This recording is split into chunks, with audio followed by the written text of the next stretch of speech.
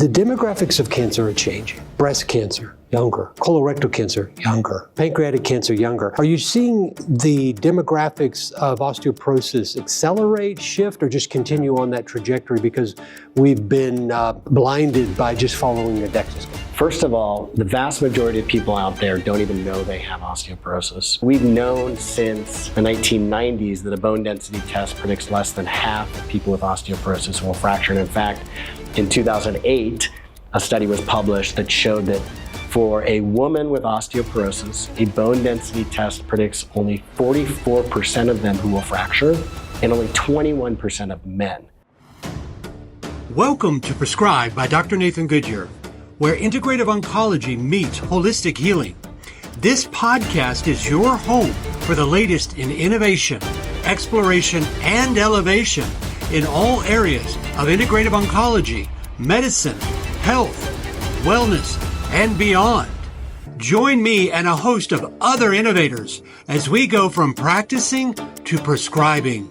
Your daily dose of wellness begins now. Dr. Nathan Goodyear, welcome back to another Prescribed by Dr. Nathan Goodyear podcast. I am at the Metabolic Health Day Conference, and I'm super excited to bring you and invite you into really the collaboration of new ideas and concepts that are happening here that I believe is putting us at the precipice of opportunity for real change, real patient empowerment. And I'm super excited to bring to you here a colleague, John Neustadt, and his background is very interesting. First of all, John, welcome to the podcast. Thank you. And we were just talking a little bit off screen. I've had a chance to research you. Your diversity of background, I love it because you're not a one-trick pony. And in that, you've had to seek solutions in so many different areas from an author, which, by the way, thank you for putting your words on paper, your ideas out into the general public for debate and discourse. That takes courage. So thank you for doing that. A lot of people don't do that, and most don't understand how hard that is. So thank you. I always thank authors, because I'm one. Thank you. When you write words, you think they're all received well. They're often not received well, and they're often criticized. You're a podcaster. That's a different type of publication. Verbiage. Thank you. That takes great courage. You're an expert in bone health, and I want to touch on that with you. Nutrient therapeutics, which I absolutely love, and you're a supplement founder of a supplement company, and you're a naturopathic physician. You've even run a practice, but you currently reside in San Diego, California. What have you not done? Well, you haven't been to the moon, I guess. I was thinking that, actually. No, I haven't been to the moon. There are more things I haven't done than what I have, but what I have done, I've done with passion, and I've jumped in with both of my feet because I've wanted to go deep into these topics and these subjects and create solutions and understand them. And I appreciate you thanking me for writing. For me, writing the books, writing articles, I've written over 100 research reviews. Elsevier, the largest medical publisher in the world, has recognized me as one of the top 10 cited authors in the world for one of my articles.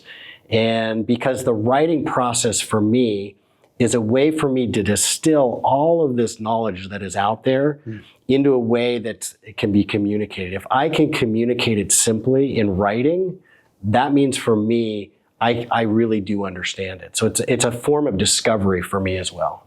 Well said. And I think, as practitioners, communication is so critical. Communication is two sides. It's communication to and it's receive of.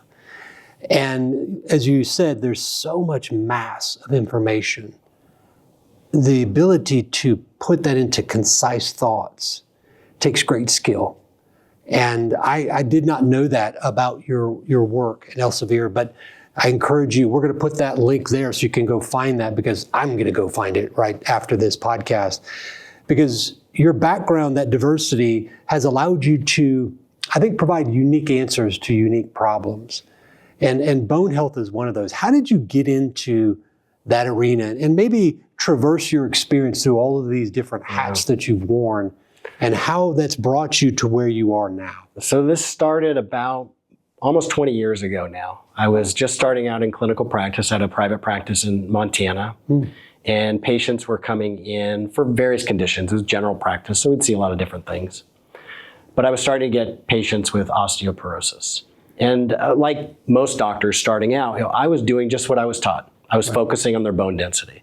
I was working with them with clinical nutrition and diet and exercise and lifestyle changes, and their bone density was going up, so they were happy and I was happy. Right. My mother-in-law at the time had osteoporosis.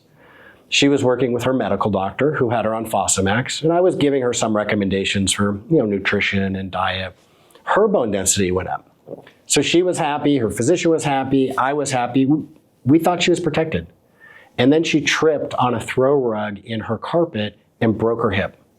And I thought to myself, something is wrong with this picture. So I went into the research like I do. I wanted to try and understand this. How? Because the bone density was going up, how could she still have broken a bone?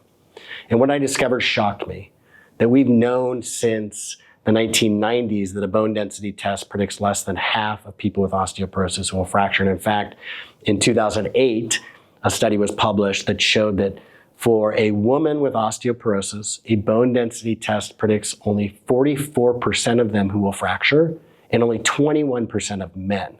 Wow. And yet that is almost exclusively the only thing that's looked at and tracked clinically, and yet every medical organization that has looked at the research has correctly concluded that fracture risk depends on factors largely other than bone density, and it's breaking a bone that's the most dangerous thing with this disease. It's not a number on a test. If you're a woman with osteoporosis and you fracture a hip, there's up to a 36% chance that you're going to be dead within a year.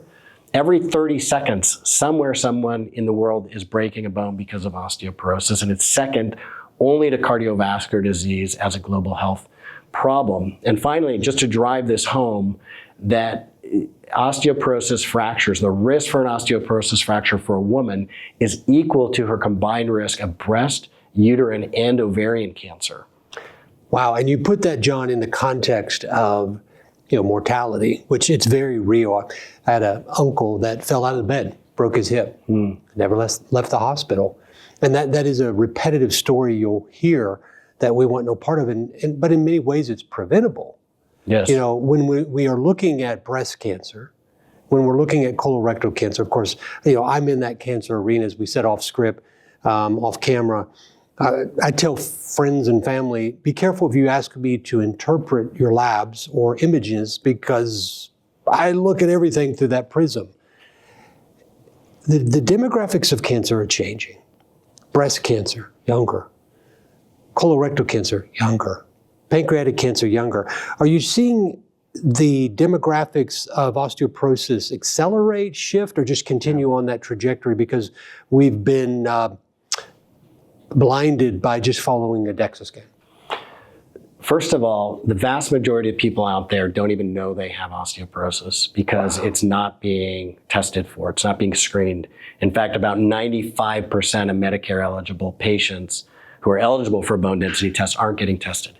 And then you have oncology patients who are on drugs like aromatase inhibitors or androgen deprivation therapy that we know destroy bone and increase fracture risk, and they're not getting tested per the protocols. Right. Then you have people who are on medications that doctors don't even know are destroying bones. The most commonly prescribed medications create osteoporosis and fractures.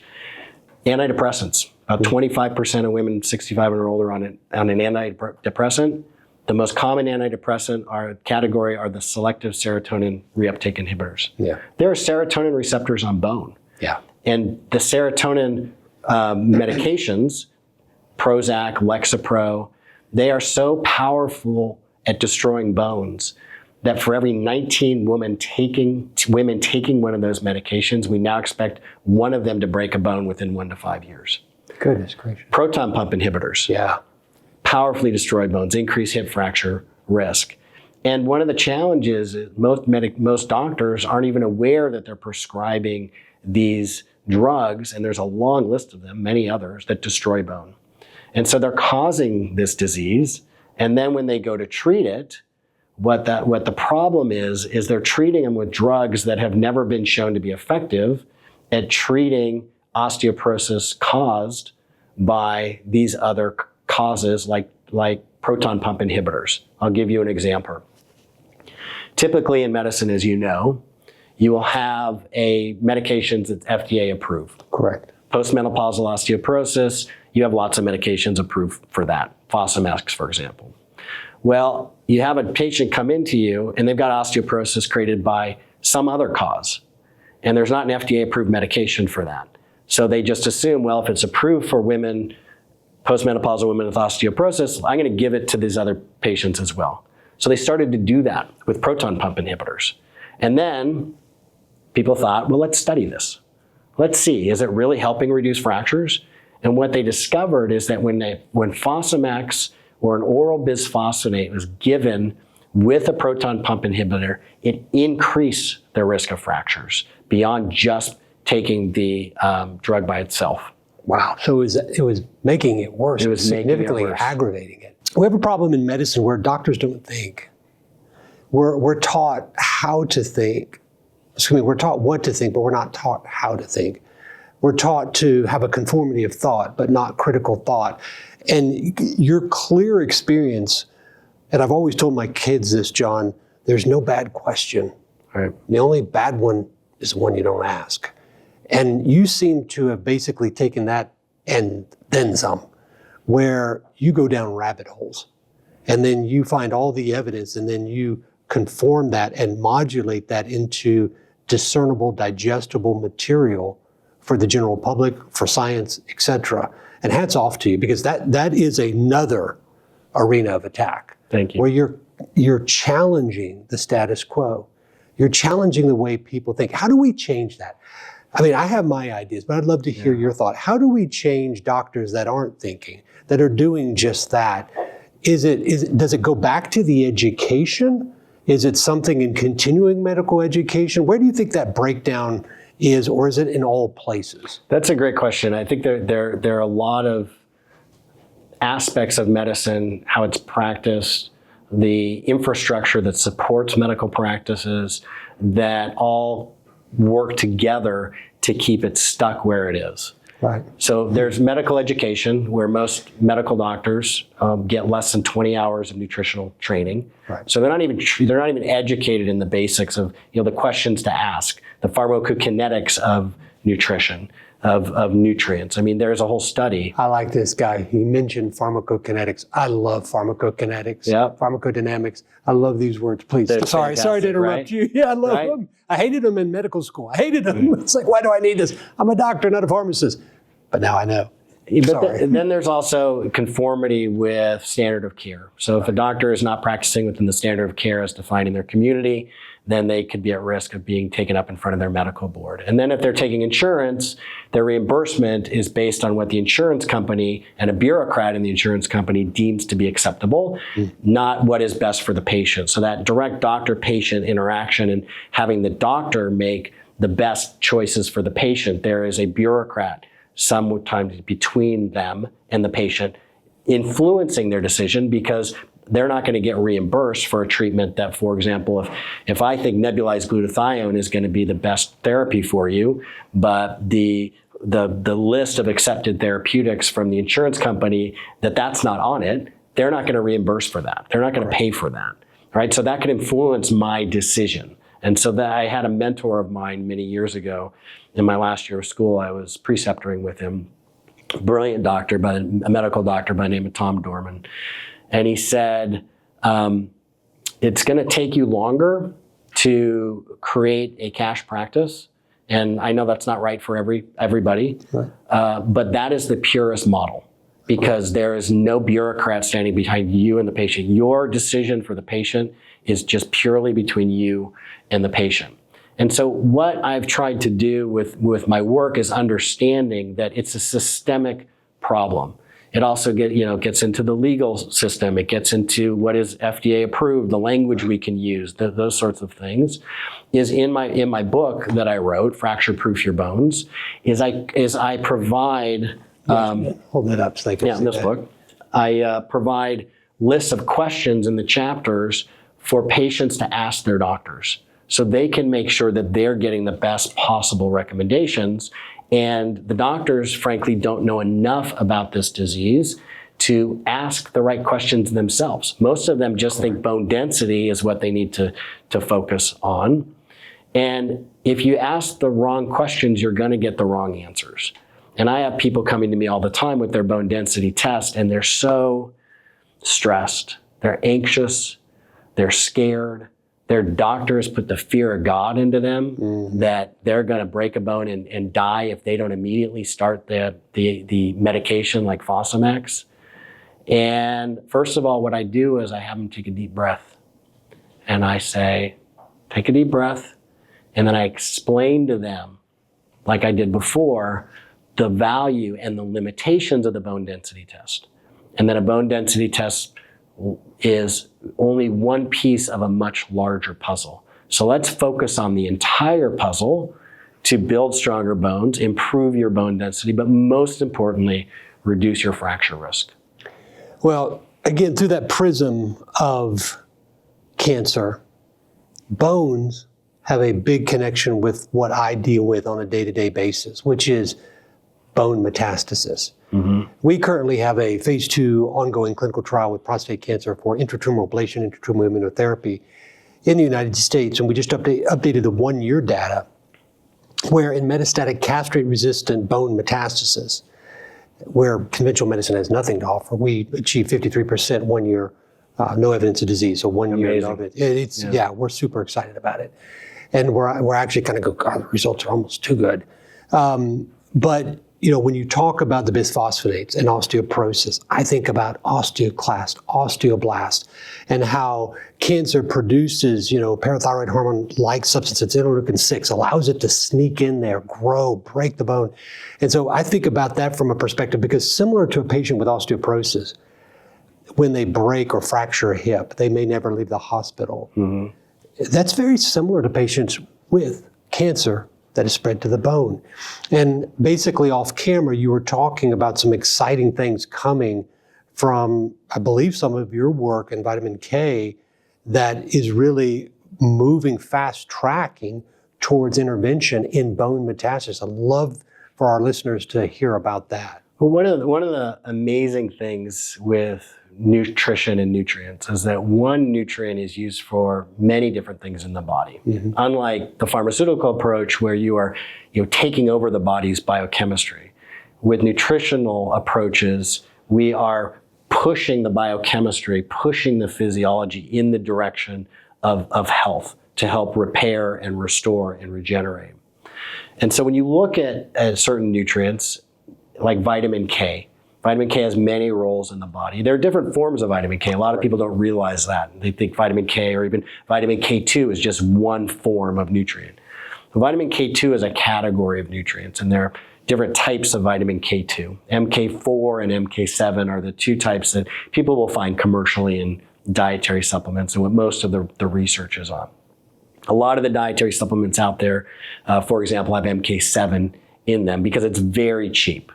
But when you ask the question, has it been shown to improve bone density, or has it been shown to maintain strong bones as indicated by fewer fractures in clinical trials? The answer is no. MK7 has only been shown to slow down how fast somebody loses bone and postmenopausal with women with osteoporosis, not stop or reverse it, and has never been shown to maintain bone strength.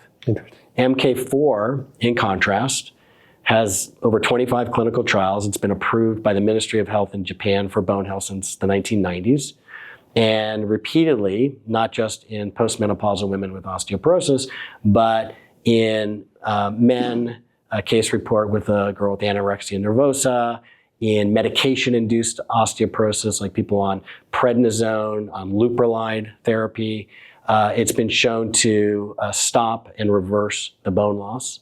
But most importantly, it's been shown to maintain strong bones as indicated by over 70% fewer fractures in clinical trials when used in the amount of 45 milligrams per day in divided doses. Now, why is that important?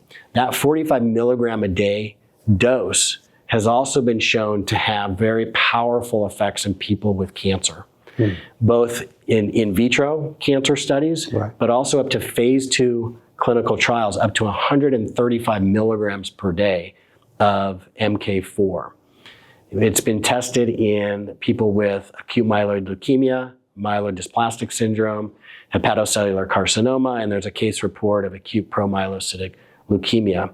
And there's also a clinical trial of patients with Hep C, and looking to see whether they progress to liver cancer or not, with beneficial results, meaning a statistically significant reduction in the progression towards liver cancer. Wow.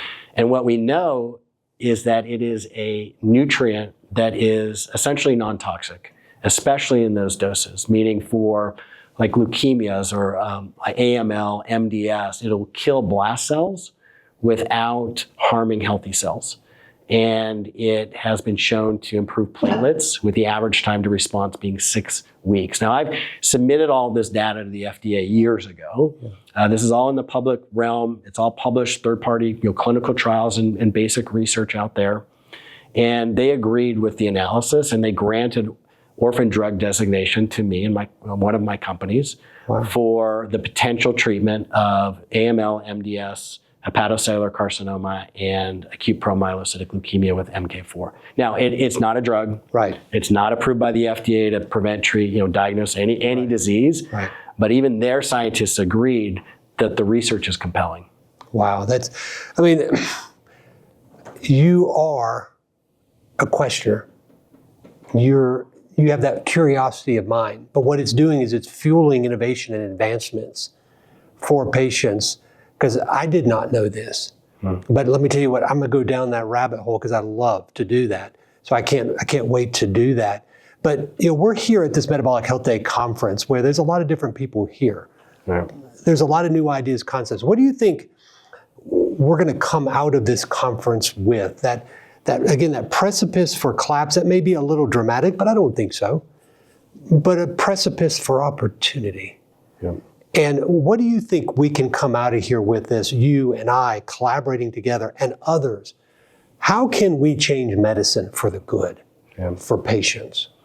I think there are a lot of opportunities here. And first of all, the people who are at this conference are on the leading edge in terms of developing and implementing clinically, not just theoretically, in clinical practice, things that work, approaches that work, paradigms that work. And not everybody has all the answers.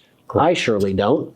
Neither do I. And so finding people, like-minded people, who are not selling wishes and hopes and dreams that are unfounded by a scientific underpinning in clinical trials, like the clinical trials result that you were talking about, which is incredible, that result.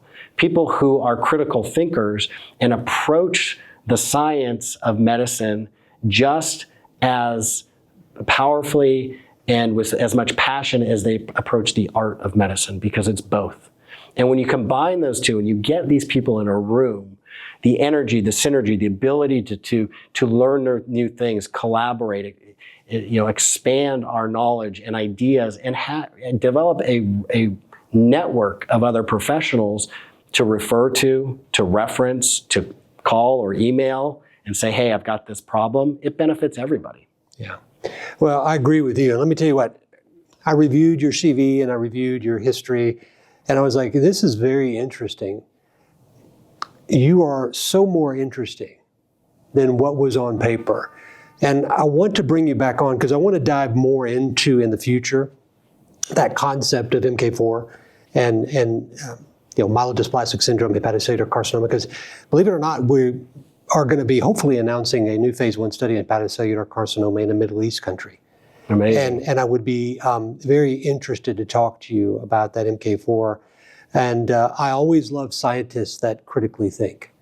And because we will go down maybe different rabbit holes, but we're going to find things that connect. And that's going to bear something good fruit. And I think that's why we're here. I don't believe in coincidence. I believe in divine intervention. And I think you and I meeting together is for a purpose. And you've blown me away by the conversation we had. I knew it was going to be good, okay? But I didn't know it was going to be this good. But how can patients and how can our listeners or followers, how can they find out more about you, John, and your work, your deep dives, your rabbit holes, your book? How can they find out more about you? The best place for that information is my website, Okay. nbihealth.com, NBI Health. NBI stands for Nutritional Biochemistry Incorporated. Bless my love for nutritional biochemistry. Yeah. nbihealth.com. Lots of free articles on there, links to my book, podcasts, research. It's all on there. Well, fantastic. So really easy, one-stop shop. One-stop shop. Well, of course, you can check out our show notes. You'll find all of that there, and we'll try to provide more of that there. So your book will provide a link there as well, because we want to make sure that gets out into their hands, but also get to his website. Are you on social media at all? We do have social media channels, yes. Yep. Okay, and you can find that on. All that's on the website. Okay, so one-stop shop on the website. John, it's been a pleasure and an honor, and I look forward to getting to talk to you a little bit more. And in the future, again, I want to talk to you about that MP4. I would love that. Pleasure is because mine. that's coming very, very soon. And I'd love to see how we might incorporate that as a possibility. All right, and as a teaser, I'll just say it synergizes with vitamin D. Oh, I knew that. But for me, this is an intratumoral study. Okay, Yeah. so it's intratumoral ablation, intratumoral immunotherapy. So I'd love to talk to you about wow. how that we could apply that right into the tumor. Yeah, okay. So, because that's We can do that. That's what we do. Yes, That's fantastic. what we do. And this is working with a very prestigious university there. It can't announce it yet, but it's hopefully coming very, very soon. So John, thank you again. Thank you for your expertise. Thank you for your curiosity of mine. And again, check out the show notes. I'm Dr. Nathan Goodyear. This is the Prescribed by Dr. Nathan Goodyear podcast, and we'll see you on the next podcast. Thanks for joining us on this episode of the Prescribed Podcast. All references supporting this episode can be found on the prescribed.com website. That's pre-scribe.com. To get your next dose of medical innovation, make sure you subscribe to Prescribe. We'll see you for your next refill.